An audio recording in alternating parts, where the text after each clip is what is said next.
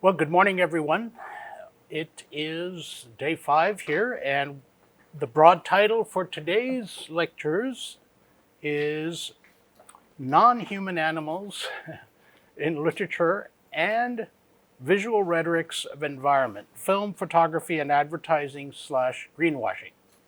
It's a mouthful, it's a long title. Of course, we will be looking at animals, but hopefully I'll clarify why I chose this particular title. This particular lecture, though, lecture 13, is titled Exotic Iconography, rather a generic title, European Colonial Era Drawings and Photographs of Wildlife.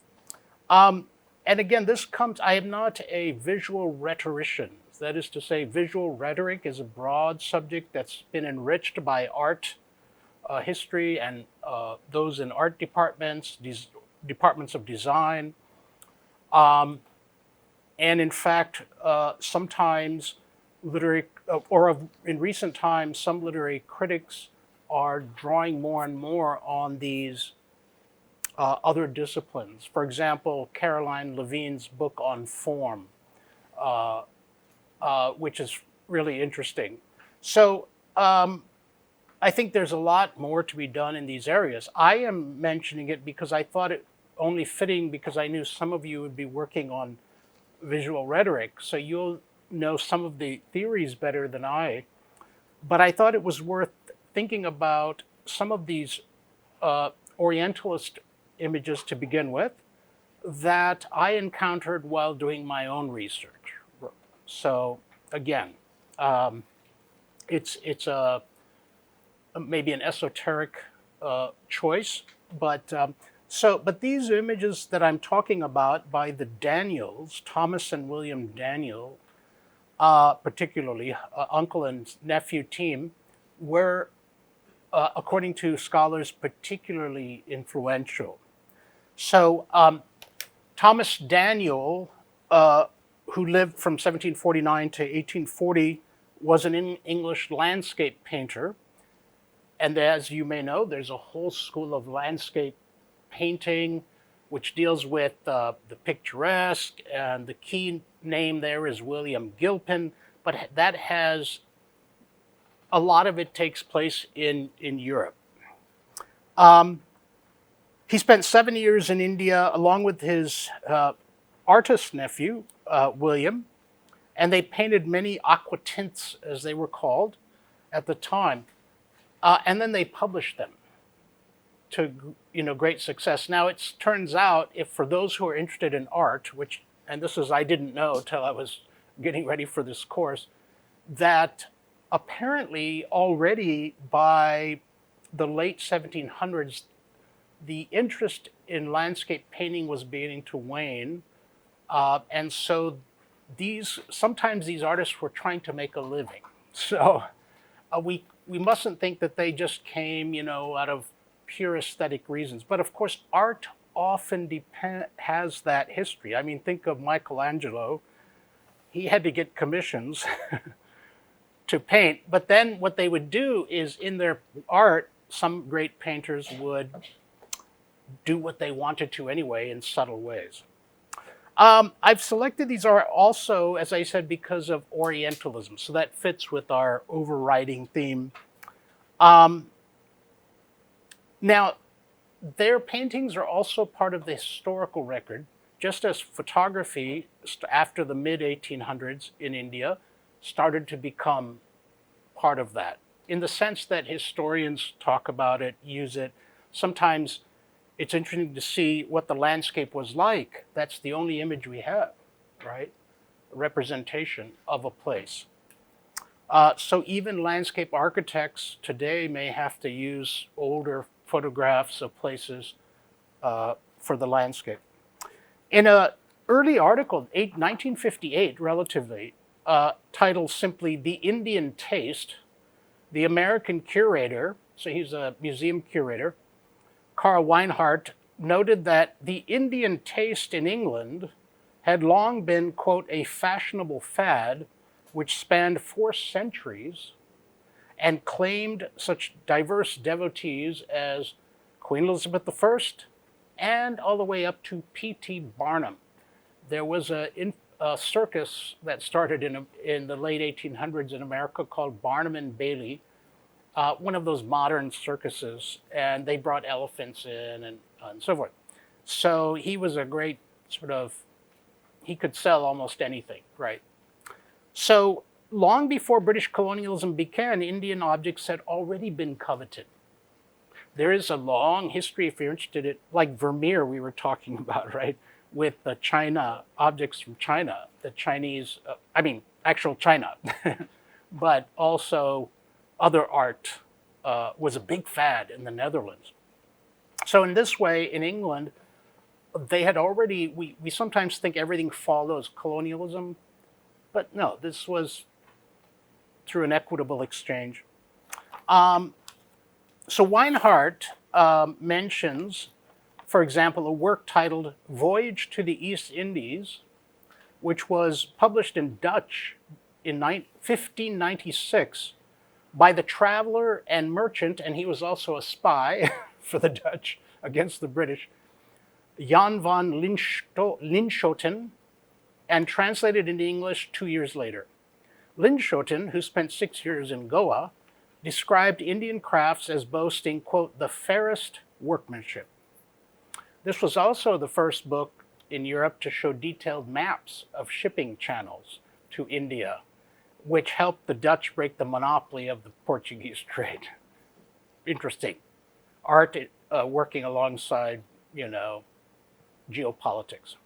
Weinhardt observes that Indian prints, especially the new medium of aquatints at the time, which was a technique allowing for more detailed shades of ink, and which were often colored by hand, helped spread the vogue for Indian scenes. So when the Daniels traveled in India from 1785 to 1795, they produced many hundreds of sketches, and then when they went back to India, they published them to some success. One of the impulses, and many of you will know this word, the picturesque, besides the sublime, came out of landscape painting, so it didn't come out of a colonial context. But it was, as it sounds, initially it was simply a way to produce a pleasurable painting that was peaceful and captured the countryside, the rustic areas of London, of England, so they could show them back in, say, London. This also happened on the continent. So it didn't start, there was a kind of colonialist impulse and already a bit of exoticizing, in a sense, because you'd have cattle there and so forth, and then the people back in the city could vicariously enjoy this. This also translated to architecture, which, as we'll see, in the Saracenic or Indo-Saracenic style, both terms are there, starting in the late 1800s. So we know that Victoria Terminus, as it was called, when I was young it was VT, now it is Chhatrapati Shivaji Maharaj Terminus, right? So VT, and it still has the same architecture and all that. A lot has been written about that, so we'll get to that.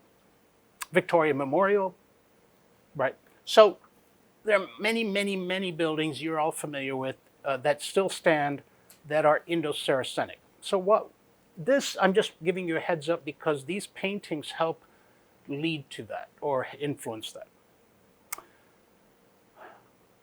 In fact, let me read a bit more, then we can show those images. Orientalism, of course, informs a great deal of Victorian literature, like one of my favorite novels, just for fun, without putting on any post-colonial lens, is The Moonstone by Wilkie Collins, which is very problematic in some ways, but is a great novel in terms of, if you're interested in writing, in terms of voice. 1968, The Moonstone. But this legacy, as we know, continued into Hollywood, right? So we're familiar with Orientalism. But here's an interesting quote. The early Victorian architecture critic Brown, for example, a guy named Brown, first praised the Taj Mahal in his 1842 book, Domestic Architecture, as a work of great beauty. So if we're looking at the context here.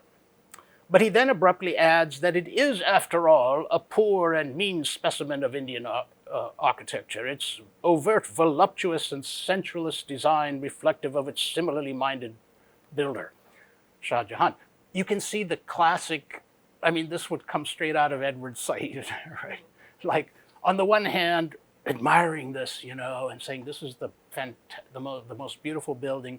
But after all, it's like obligatory. You have to say this. So that's the context. So a current art critic named Jeffrey Auerbach adds more pertinent details in noting that the Daniels, if we turn back to them, were always searching for the sublime and the beautiful, and generally portrayed grandiose views carefully framed with palm and banyan trees, or on at least one occasion, enhanced the beauty of a scene with the addition of a temple. In other words, they're editing their paintings.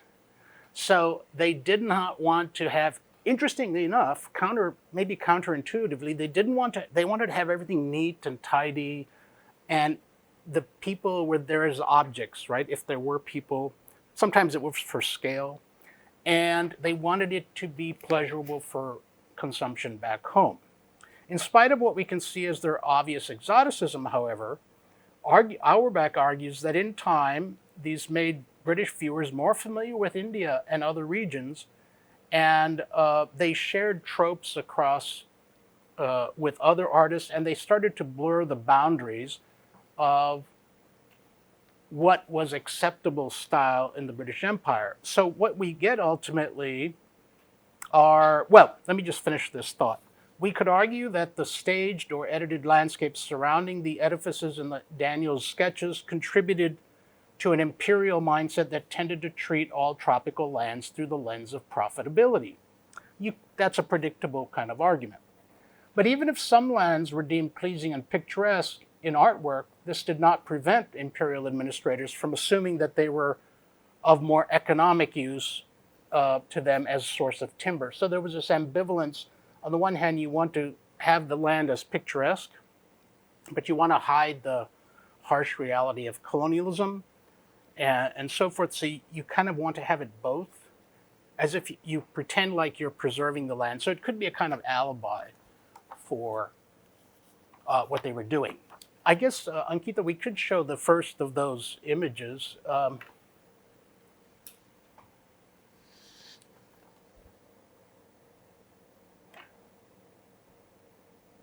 Yeah, so the first one there is a classic, and I'm sure some of you are familiar with these, but you just have to Google the Daniels and you'll see many, many.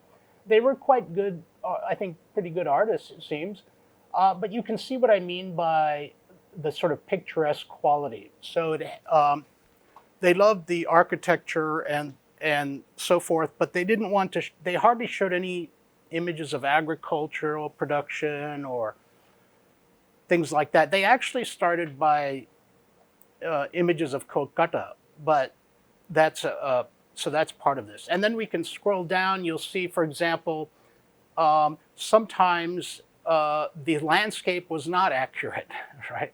So this raises another representational issue, which is that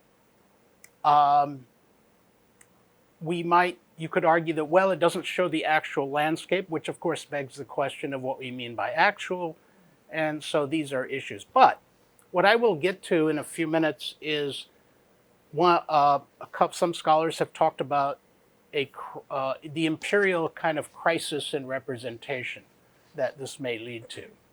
So yes, we could scroll maybe down one more. Oh, there's the Taj Mahal, right? And it's again scenic. You've got to have the elephant there and so forth, this kind of thing. And then, yeah, I can't remember what the next image is. Yeah, there's some more of theirs, Jantar Mantar, as it apparently looked to them, but we can't be exactly sure. But it certainly was different from what it is today. And then going down, then these are the city scenes. So we have the High Court. Notice again, it's trying to look. On the one hand, it's ambivalent. It's trying to show that Europe is a bit of Europe and India, but on the other hand, it's a bit, it's not exactly Europe, and so there was this sort of uncanny feel. I don't know if for some of you, when I went first to London many years ago, it was a bit uncanny because I was used to some of like VT Terminus or these things, and then you go to London and you start to see it everywhere, and then you realize it's the Victorian era. So it begs the question of which one you're looking at. Then the next one is, I'm just giving you a sampling, the Goa, right? So the Portuguese influence, but look at that sort of like high fashion. You know, this could almost be set in Europe, right? So, and then let's see, one more, I'm sure. Yeah, then there's the rhinoceros. I kind of like this one. It's kind of interesting. By the way, these are still very popular. The prints of these, I found out doing research for this talk or getting ready.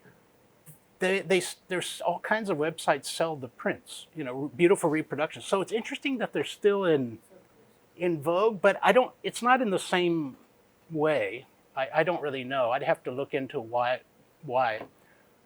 And I don't know if there's one more. Now, these are the Indo-Saracenic style. We can leave it on these. Let's leave it on the VT Terminus below that. Yeah, leave it there for a minute. Thank you, Ankita. Now, I'll explain that. So the historian Thomas Metcalfe, in a fairly influential book, I guess 1989 book, An Imperial Vision, Indian Architecture and Britain's Raj, which was reissued in 2002, argues that colonial Indian architecture actively informs and gives meaning to the nature of Britain's Raj. He explains that the so-called Saracenic style was the British term for Islamic architecture, especially recognizable from its use of domes and arches, which they loved, and which the British attempted to fuse with what they call the Hindu design, Hindoo, of course. Indo-Saracenic became a signature 19th century British Indian, or as they call themselves, Anglo-Indian architectural style. Most visible and I lied, Ankita, I have to show one below that. There may be so then I'll go back to VT, but this is the Royal Pavilion in Brighton, England, right? Constructed in the 19th century, this is a current photo, someone's current photo. So right there, you can see that style now going back to England, right? So the literary scholar Ian Balcombe has argued in his 1999 book, Out of Place, Englishness, Empire, and the Locations of Identity. He has since worked on, more recently, the Atlantic studies, kind of cross-Atlantic, not necessarily the Black Atlantic, but cross-fertilizations of things. So he's moved on from this. But he argues that structures like VT, and we can go back to VT, yes, as it was then called, reflected, quote, the disciplinary projects of imperialism and the imperial destabilizations and reformations of English identity. So English identity is also, this is sort of could be the term the empire writes back, because English identity was not stable, right? So we know there were so many working class, poor, and what did it mean to be part of the empire, right? So to put it into architecture was a way to make a statement. Any ruler, any government all over the world throughout history, still today, likes to make a statement with architecture. And so that's clear. The question is, how do we interpret it now? So VT, as he notes, was, quote, the most celebrated of British Victorianism's Gothic revival architecture, modeled after St. Pancras Station in London, which, by the way, is right next to the British Library, which has a lot of these books from India. The ironies of history. So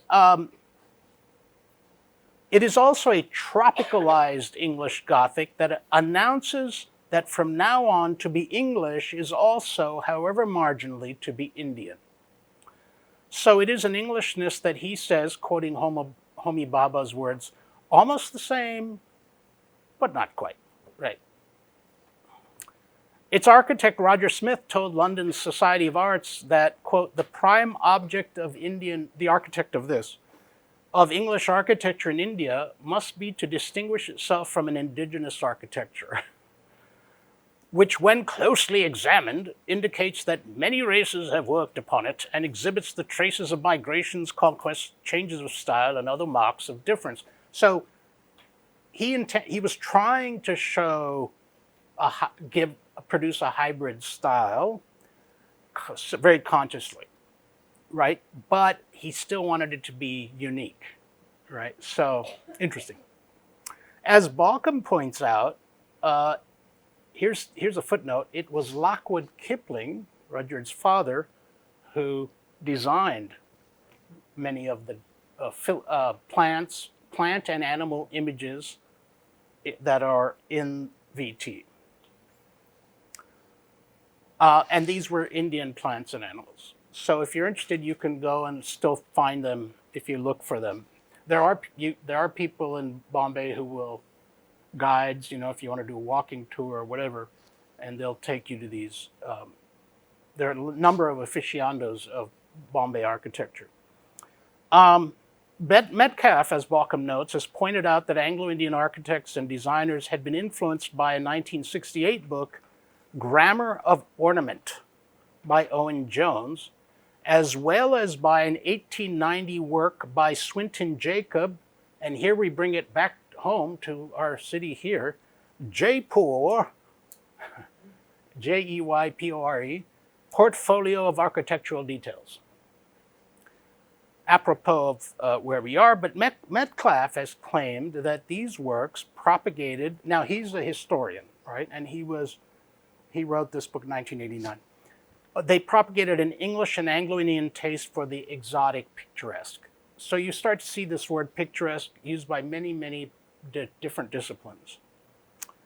Sara Suleri, in her 1992 book, The Rhetoric of English India, has argued that the picturesque, of which she discusses at length, especially in the colonial context, was an effort to transfix a dynamic cultural confrontation into still life. That's interesting. So to take something dynamic and freeze it. And it's one that she says allows the colonial gave a license to convert its ability not to see into studiously visual representation. So in other words, it edits this just like we do with history. We don't want to see certain things, right? And so we conveniently put them off to the side, and then we project what we want to see. According to Balcom, these designs afford a means of making these fanciful plants and animals mere collectibles, so that it objectifies India's plants and animals. And as they are in the Victoria Terminus, which he's discussing, they are casual displays of a power negligently confident of its ability to capture and tame. So, fairly predictable Orientalist viewpoints, but now what we get is this last statement by Balcom, which I think is food for thought, and much has been written about this since then. In Balcom's view, we post-imperial readers of such architecture can see its hybridized Baroque style as, quote, producing not stable meanings, but crises of reading. To that end, and this is fascinating, he goes on to read Kipling's novel Kim as a similarly hybrid text that produces a crisis of reading, specifically of reading the British Indian Empire. So, according to him, it's this idea of, despite the fact that the British were trying to fix in place these images, like the Daniels did, right, which feeds the before photography, and which then influences the architects and all. Although they think they are fixing this in place, indeed they unconsciously are destabilizing what it means to be English. Because something along the lines, perhaps, of what Baba says, right? And what many post-colonial critics have talked about, if they're talking about the colonial context per se.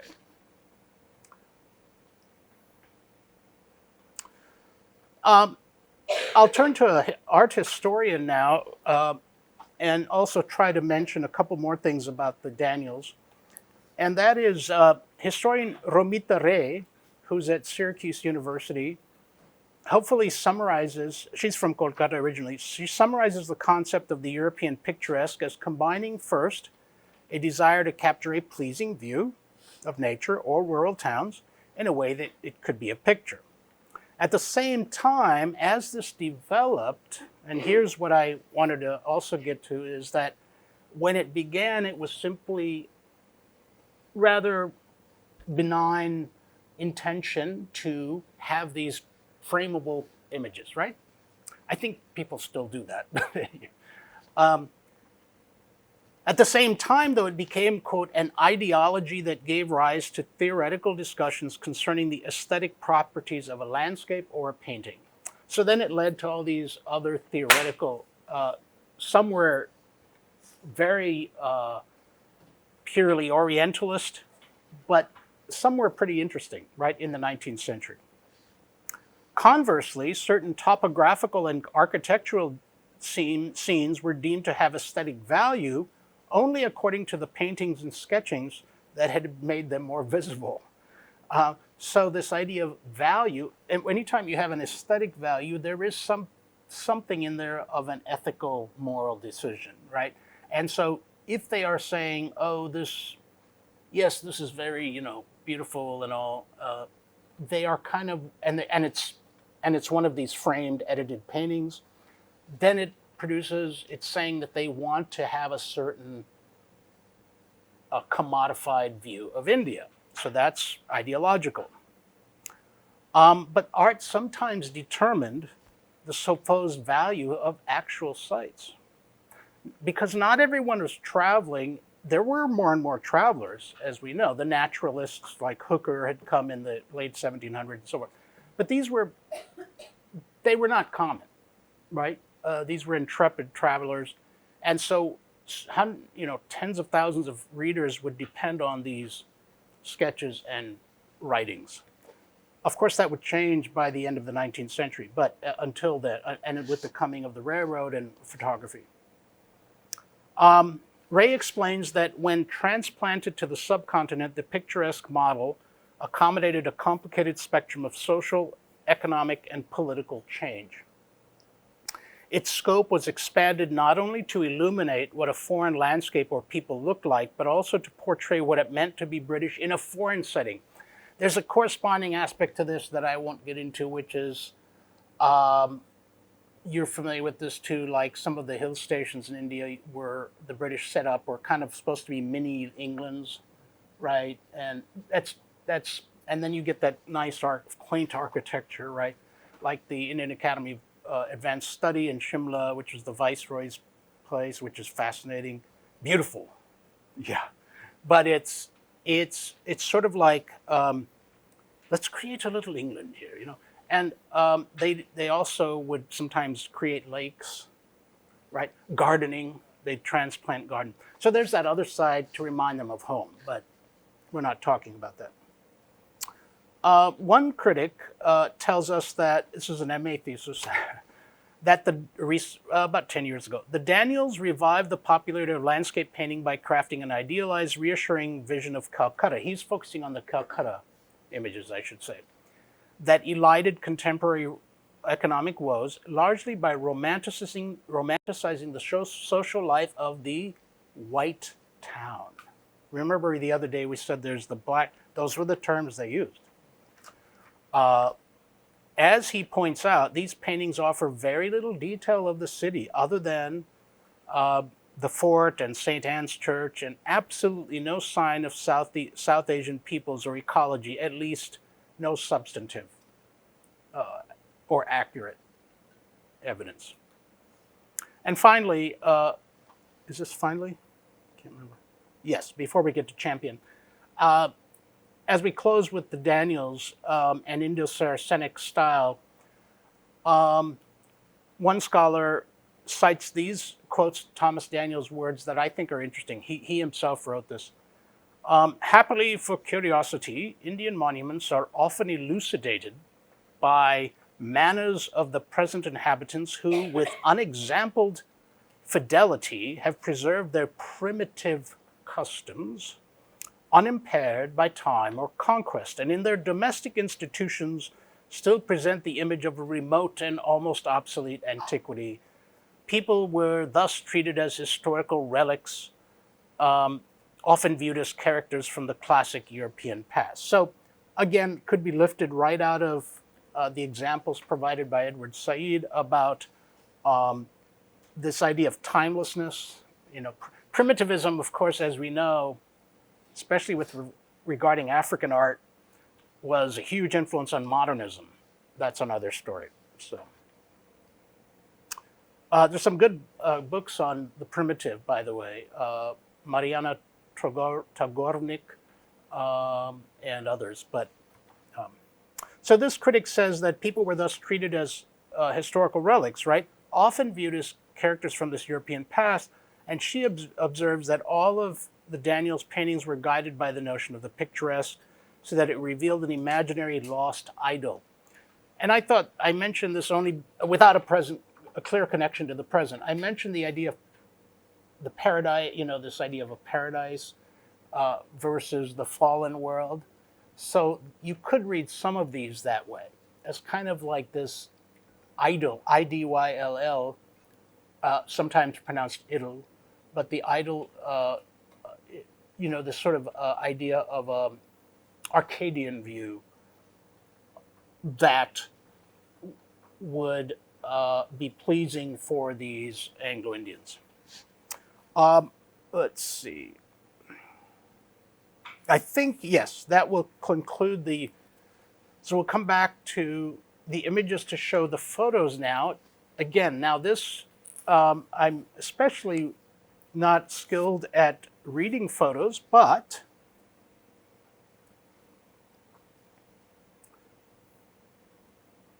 before I start talking about this, some theory. Then I'll talk about champion. Yeah, the photos. We can go to the animals. There we go. Yeah. I don't know what animal that is. But anyway, I'm just joking. So the semiotics is an important aspect, and you know about semiotics, is one important vein that visual rhetoricians have taken up. So I'll just mention that because I'm familiar with it.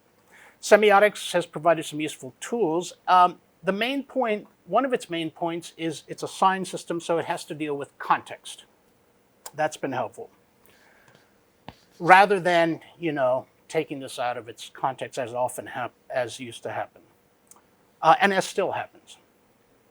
As well as relating to its implied viewer and its implied purpose. There are three semiotic that C.S. Peirce came up with terms, if you're interested. One is, so a photo or any representation could be seen as indexical, that is, a referent for an actual thing. So we would say, yes, this is it is that tiger. Right now, photography especially makes this clear. So this is not a symbol, right? It's an index of this wild animal, this particular one. It can also be, he refers to iconicity, so the idea of icons, which closely resembles indexicality, means that a sign, in this case a photograph, bears some visual or sensory resemblance to what it is directly representing. So there could be some other, it's visual, more specifically, and we might say, for example, it could be an icon, it's not a symbol, but it could be associated with wildlife photography, let's say, right? Not more than that. Finally, though, as symbol, we all know what symbol is. So, but his unique take was to split the sign, right? And this was before de Saussure. That's what's interesting. Peirce is doing it on his own. He's kind of a interesting guy. So the symbol is part of the conventions of a cultural conventions of looking at this. Logos, for companies are examples of symbols, right? So they can be arbitrary. So, for example, the mascot of Idaho State University, where I come from, is the Bengal tiger, or as they pronounce it, the Bengals.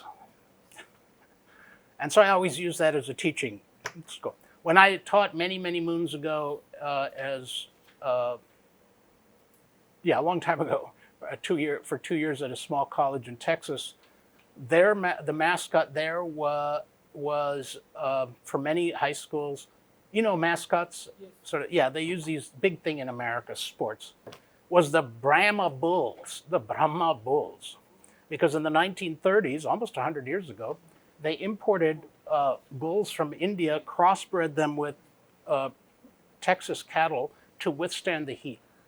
And so they're still there, right? And so you find, when I first got there, I was like really confused. So that's the power of symbols, which can, however, become something arbitrary. It's arbitrary. Whereas an index or an icon is tied more to that thing. Now, what about Champion?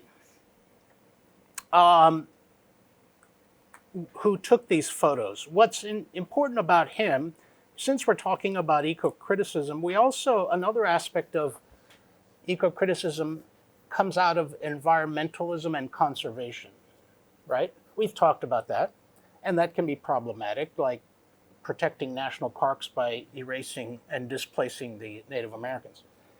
And we know about Project Tiger in India, and we know how Amitav Ghosh talks about the dilemmas of that in The Hungry Tide, if you're going to displace people, right, which happens, right? And it happens in many parts of the world for other reasons.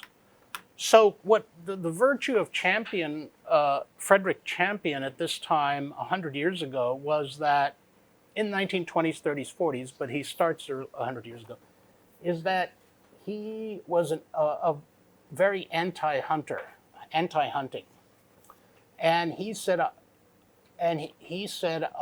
he invented the tripwire photography. Today we call it trap cameras, right? But he invented tripwires. That's why they're mostly at night, no human around. So the animal would trip literally a wire and click this rather, by our standards, old-fashioned camera and get these wonderful photos. He actually tried to persuade I'll read from Jim Corbett in a minute, because Jim Corbett befriended him and also tried to take up the camera. And he tried to persuade Corbett to put down the rifle. Now, Corbett was not an indiscriminate hunter, and he became a conservationist. I think this coalescence is interesting. What I'm going to do to steer this to what I'm familiar with, and again, because I'm not a visual rhetorician, thank you, yes, aren't those great? The bear and the elephant, and these are a long time ago, these photos. And there are books on Champion, and wildlife photographers, many of them do know about him to this day. So, and so scenes that humans had never seen sometimes, right? And so they're in the book, let me see if hold on, I'm jumping ahead.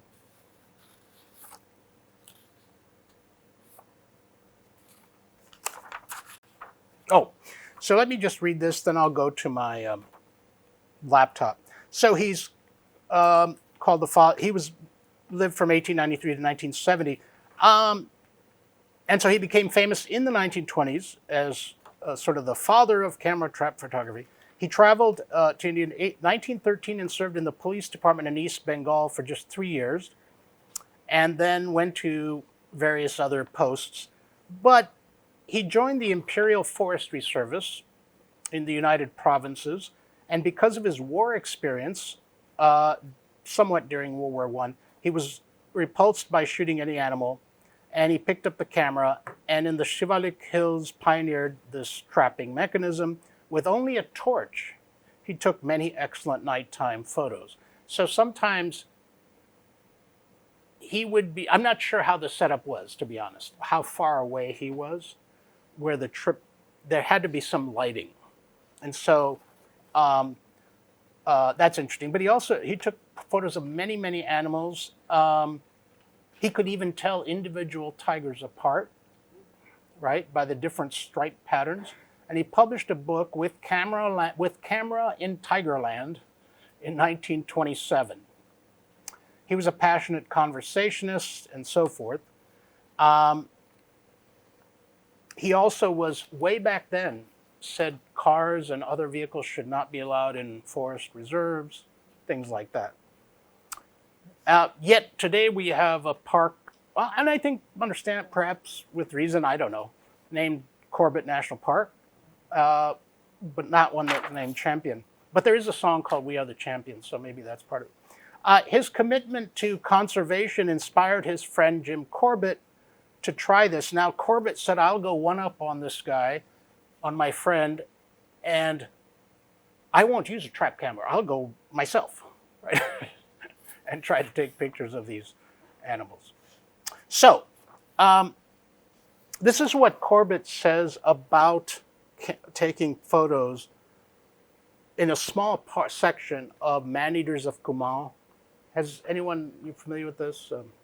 It's really good writing still.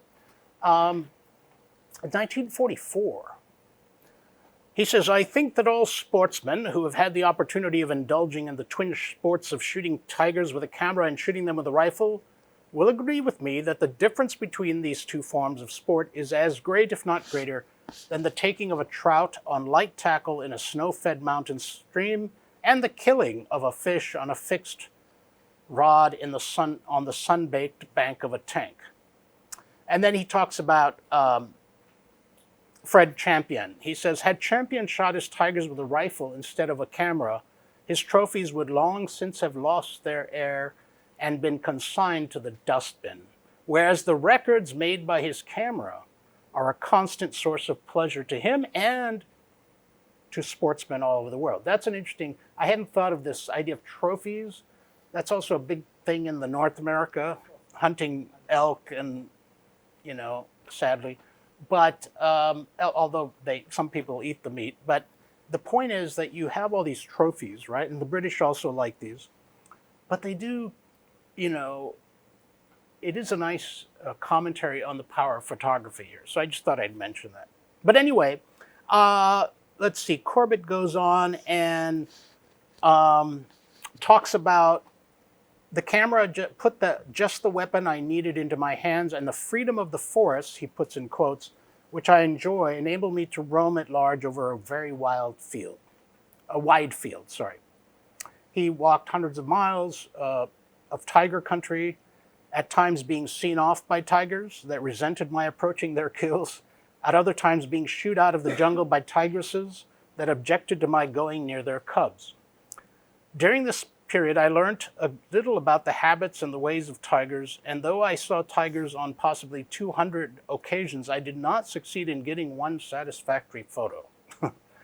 I exposed films on many occasions, but the results were disappointing, owing either to overexposure, underexposure, obstruction of grass, or leaves or cobwebs on the lens, and in one case, owing to the emulsion on the film having been melted while being processed. Now, this writing is decidedly less exciting than talking about stalking a tiger to kill it.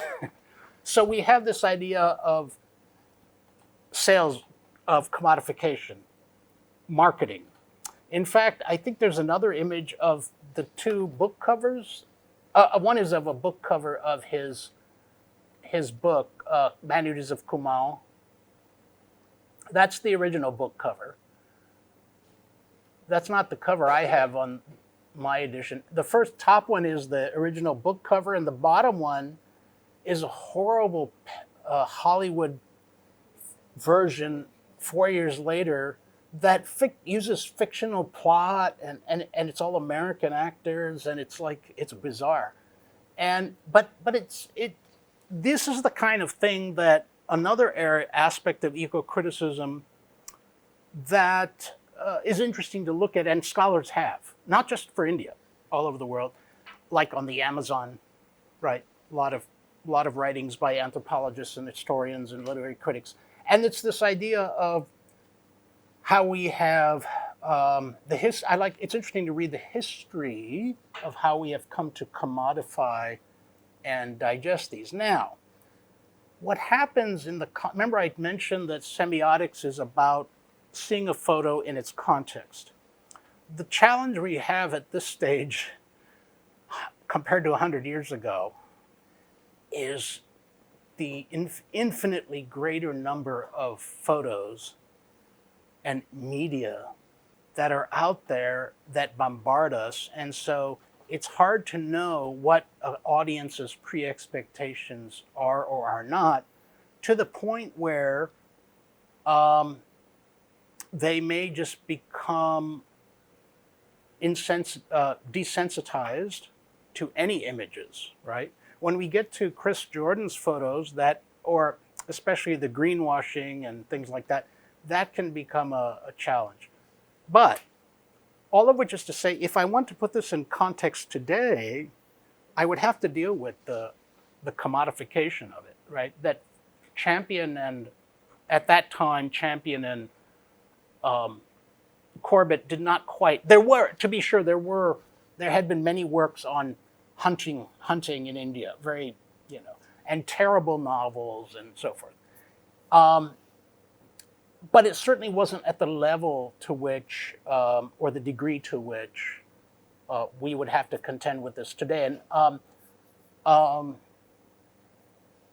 there are experts on, say, British photography, right? If you're interested, I can suggest some names if you're interested, who would have much more to say about this, right? And talking about where this fits in with our own idea, iconography because this is also an iconography of film. It's not just about British India. It becomes a history of film. It becomes history of conservation and so on. So let me just read a little more here. He says, finally in 1938, says Corbett, I decided to devote the whole winter to making one last effort to get a good picture, having learned by experience. Now this is in Maneaters of Cumae, but it's towards the end because you first have all those gripping stories. He's a great writer. And I must admit, I thought this was the dullest part of the book when I first read it in high school, but now it's fascinating. And I eventually selected an open ravine 50 yards wide and a tiny stream flowing down the center of it, and flanked on either side by dense tree and scrub jungle. To deaden the sound of my camera when taking pictures at close range, I blocked the stream in several places, making miniature waterfalls a few inches high. I then cast around for my tigers. So he's setting the scene. And having located 7, which also tells you how many numbers have decreased, although I know they're on the rise again, in 3 widely separated areas, started to draw them a few yards at a time to my jungle studio, as he calls it. This was a long and difficult job with many setbacks and disappointments, for the area in which I was operating is heavily shot over. Been a lot of hunting. And it was only by keeping and so the tigers are wary. It's only by keeping my tigers out of sight that I eventually got them to the exact spot where I wanted them. So is this the picturesque? I don't know. One of the tigers, for some reason unknown to me, left the day after her arrival. She refused to sign the contract.